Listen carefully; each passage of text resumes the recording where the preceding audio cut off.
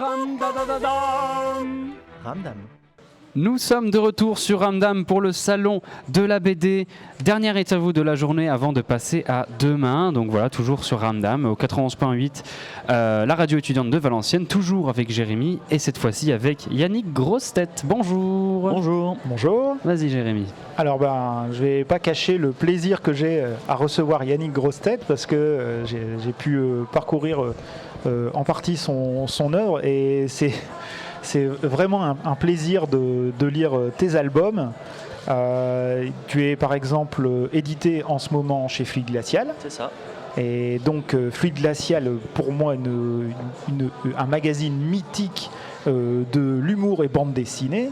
Ouais. Et donc avec des stars absolues qui sont rentrées chez Fluide. Et donc ensuite, quand je me suis penché en plus sur tes albums, c'est vraiment un réel plaisir. Alors tu as par exemple été publié pour un album qui s'appelle 90 minutes. 90 minutes, tiens, dans quel univers ça peut se passer ça ?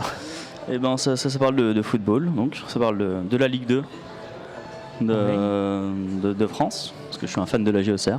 Ouais. Et donc je regardais les matchs d'Auxerre et je me faisais tellement chier devant les matchs que j'ai commencé à trouver des idées.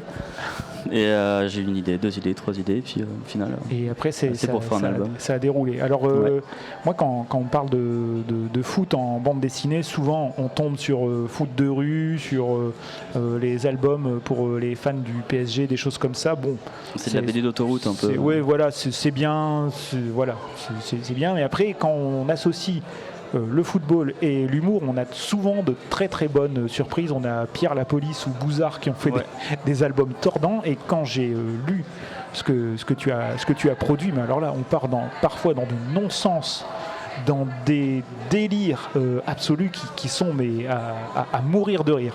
Ouais, c'est vrai que le foot premier degré, c'est un peu triste, quoi. Ça donne des albums un peu, je sais pas. Je trouve que le sport, ça mériterait d'être plus traité de manière absurde. Oui, donc premier degré. Quoi, et quelque part, ça oublierait un peu le style, je trouve. Ouais, c'est clair. Puis même la Ligue 2, quoi, c'est marrant. Enfin, je regardais à l'époque le multiplex. Et donc ça passe de match en match, comme ça. Et t'as le présentateur qui, dès qu'il y a une action quelque part, ça change de match en fait. Et des fois, il fait le tour comme ça. Bon, là, il se passe rien. Là non plus. Bon, là, rien. Là, il parle des galettes saucisses, de machin, et puis au final, on se fait tous chier, il y a des frappes qui partent 4 mètres au-dessus. Donc, ce genre de situation, toi, c'est en fait, tu fais. Tu prends un peu de recul, un peu de hauteur, et puis tu dis tiens, il y a moyen d'y mettre quelque chose tellement c'est absurde. Ouais, des fois, j'ai même pas besoin de modifier beaucoup la réalité pour que ça devienne une blague, quoi. C'est facile. Merci la Auxerre. Alors, dans ce que tu produis, les 90 minutes, c'est un style très, très précis avec un dessin assez épuré, j'ai trouvé, qui était. Tu racontes beaucoup de choses en peu de traits. C'est de la bichromie. Alors là, c'est 90 minutes. Contrairement à d'autres projets, il est en noir, en blanc et avec un peu de vert. Un peu de vert, ouais. Oui, un peu de vert pour la pelouse, forcément. Et voilà. Donc ensuite, un projet suivant sur lequel donc une série terminée. Ouais. Une série terminée. Michel, French Lover et Michel Just Gigolo. Ouais. Rapidement, ça raconte quoi ? C'est l'histoire d'un mec, un gros loser. Et du jour au lendemain, ça va devenir un tombeur, et il comprend pas pourquoi, et en fait son destin va être mêlé à celui d'un chanteur à succès pour vieille dame. Et donc ils ont un peu échangé leur destin, et après j'en dis pas plus. Oui, faut pas trop. C'est avec Arnaud Le Goueflec qui a fait le scénario. Alors quelque chose de déjà bien barré. Alors au niveau du dessin, là tu pars sur quelque chose de très très différent. Ouais. 90 minutes était quelque chose de très épuré. Là on est sur un dessin très complexe. J'ai par exemple regardé sur le net, j'ai vu une vidéo, un truc, mais alors que je conseille à tout le monde, une vidéo super, un dessin en accéléré d'une case. Ouais. Donc on voit, tu fais tout, tu travailles comment ? La palette graphique. En fait j'ai une Cintiq. C'est une sorte d'écran, on dessine directement dessus. Et c'est Photoshop en fait. Juste le pinceau, la gomme, et puis c'est parti, quoi. Et donc tu fais pas des ébauches même sur du papier, tout ça, non ? Non, le papier, j'avoue, ça fait longtemps, j'en sais quand j'étais étudiant, mais ça va hyper vite du coup avec la Cintiq. Enfin, si je me gourre, juste à faire CTRL Z, je ragrandis un truc, je rapetissais. enfin, c'est beaucoup plus rentable en termes de.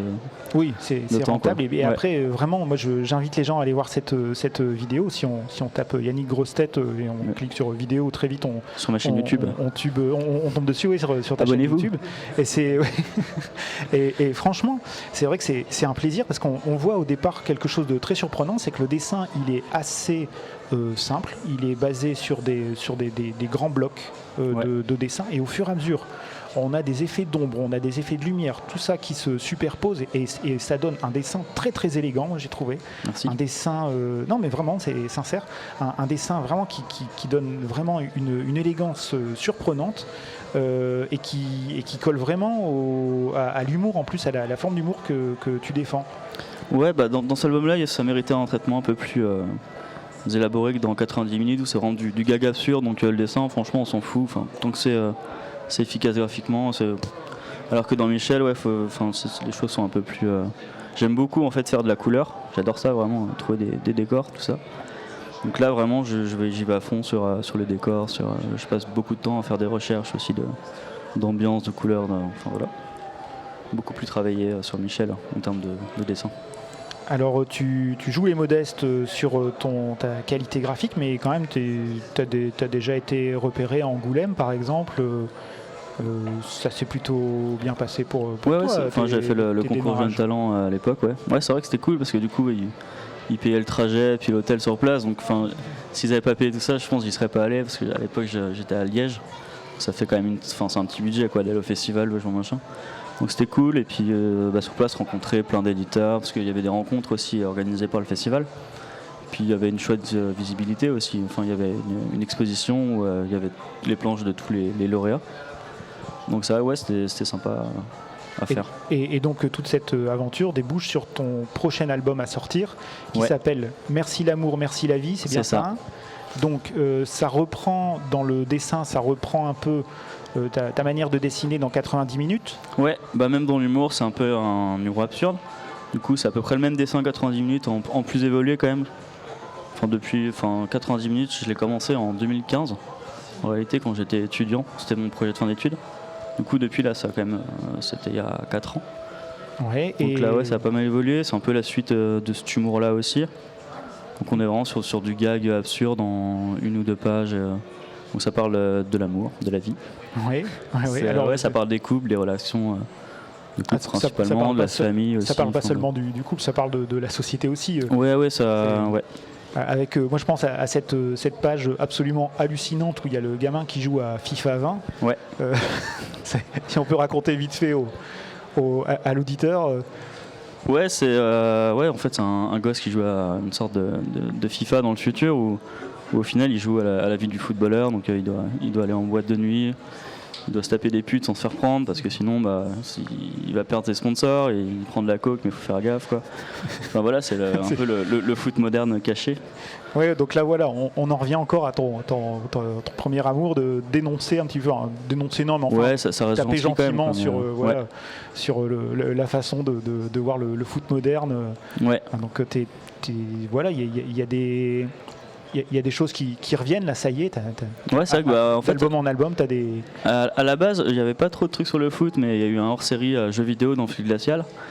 Et donc j'ai fait un truc sur le foot parce que je joue pas à grand chose en jeux vidéo à part FIFA. Du coup j'ai fait un truc sur FIFA, mais c'était pas prévu à la base que ce soit dans l'album. Mais du coup ça collait bien. Au coup, Oui, c'est vrai. Alors au niveau du dessin, là on part sur à nouveau une bichromie, hein, donc le noir et blanc. Mais alors tu as fait le choix de passer selon les gags d'une couleur à l'autre. Là, ouais, ça change.